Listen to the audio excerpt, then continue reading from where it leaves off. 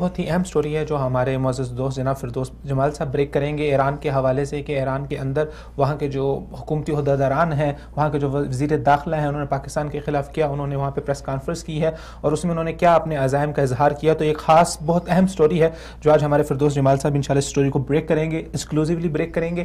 اس سے پہلے کہ ہم اس مین سٹوری کی طرف جائیں، ہم بات کرتے ہیں پاکستان اور ایران کے تعلقات کے اوپر، کیونکہ ابھی پچھلے دنوں جو ایرانی وزیر خارجہ ہے انہوں نے پاکستان کا دورہ کیا ہے اور دورہ کرنے کے بعد جو پاکستانی وزیر خارجہ اور ایرانی وزیر خارجہ نے ایک بہت اچھی پریس کانفرنس کی، بہت ہیلتھی پریس کانفرنس کی، جس میں یہ کہا گیا کہ پاکستان اور ایران ایک اچھے تعلقات بنانا چاہتا ہے. ان سب کے باوجود ایرانی وزیر داخلہ کا ایسی پریس کانفرنس کرنا، سب سے پہلے تو ہمارے ناظرین کو بتائیں کہ وہ پریس کانفرنس کیا ہے اور پھر یہ کیا چال چلی جا رہی ہے. یہاں سے وزیر داخلہ کے یہ باتیں کر رہے ہیں، وزیر خارجہ جو ہے وہ باتیں کر رہے ہیں. دیکھیں، اس میں تو سب سے پہلے جو ڈپلومیٹک تعلقات ہوتے ہیں یا کسی ملک کے ساتھ جو خارجہ پالیسی ہوتی ہے، اس میں بہت ساری چیزیں ایسی ہوتی ہیں جو ظاہر ہوتی ہے وہ اصل میں ہوتی نہیں ہے.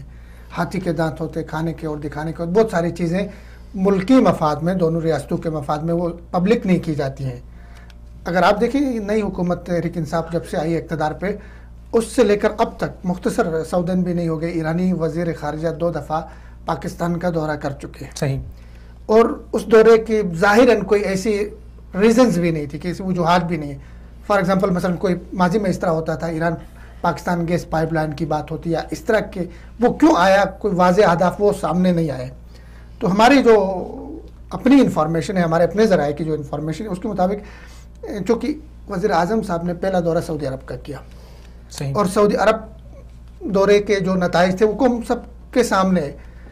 سعودی عرب امداد دے رہا ہے پاکستان کو، ایران کو، اس پہ کوئی اعتراض نہیں ہے، دے سکتا ہے، پہلے بھی دیتا رہا ہے. لیکن بنیادی جو اعتراض ایران کو تھا وہ یہ ہے کہ سعودی عرب سی پیک میں شامل ہو اور سعودی عرب آ کے گوادر پہ بیٹھے، اس پہ اعتراض تھا. اور اسی لیے ایرانی وزیر خارجہ آ رہے تھے کہ سعودی عرب کو وہاں پہ نہ لایا جائے. ایک اور اگر آپ نوٹ کریں، پچھلے صرف 15 دن میں 15 سے زیادہ شخصیات سے ایرانی سفیر نے اسلام آباد میں ملاقاتیں کی ہیں. میرے پاس ریکارڈ موجود ہے. اتنی فعالیت، اتنا تحرک اس میں آ گیا. صبح نکلے شام جب پاکستان میں ایرانی وزیر خارجہ نے بیان دیا تھا، اس میں انہوں نے کہا تھا کہ پاکستان کے ساتھ گوادر اور چاہ بہار کے اوپر ہم آپسی تعاون چاہتے ہیں.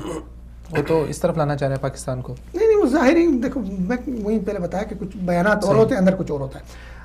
اب جو سٹوری میں، چونکہ جہانزیب صاحب کو بھی ہم شامل کر دیں، سٹوری جو ہے وہ یہ ہے کہ ایران کے کچھ اہلکار اغوا ہو گئے پچھلے ہفتوں میں.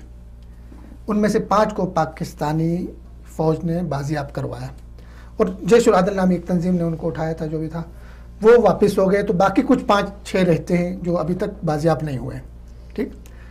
تو اب ان کو بازیاب کرانے کے لیے وہ چاہتے ہیں کہ پاکستان کے علاقے میں آ کے آپریشن کیا. آج صبح 10 بجے انہوں نے پریس کانفرنس کی ہے تہران میں، اور پریس کانفرنس میں ان کے جو وزیر داخلہ ہے عبدالرضا رحمانی وہ تھے، اور ساتھ میں ان کے پاسداران انقلاب کے کمانڈر تھے.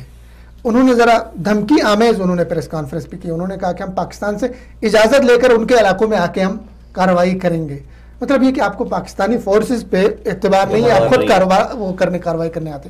پھر سوال یہ بھی اٹھتا ہے کہ آپ اگر پاکستانی علاقوں میں آ کے کارروائی کرتے ہیں یا کرنے کی ڈیمانڈ کرتے ہیں یا کرنا چاہتے ہیں، تو کیوں نہ پاکستان آپ کے چابہار میں، آپ کے بلوچستان میں، جہاں سے پاکستان لوگ آتے گئے ہیں، دہشت گردی کرتے گئے ہیں بلوچستان میں، کلبھوشن ہمارے سامنے ہے، تو پاکستان بھی اس آپشن پہ غور کر سکتا ہے کہ ان علاقوں میں جا کے پاکستان کے لیے تو بڑا ضروری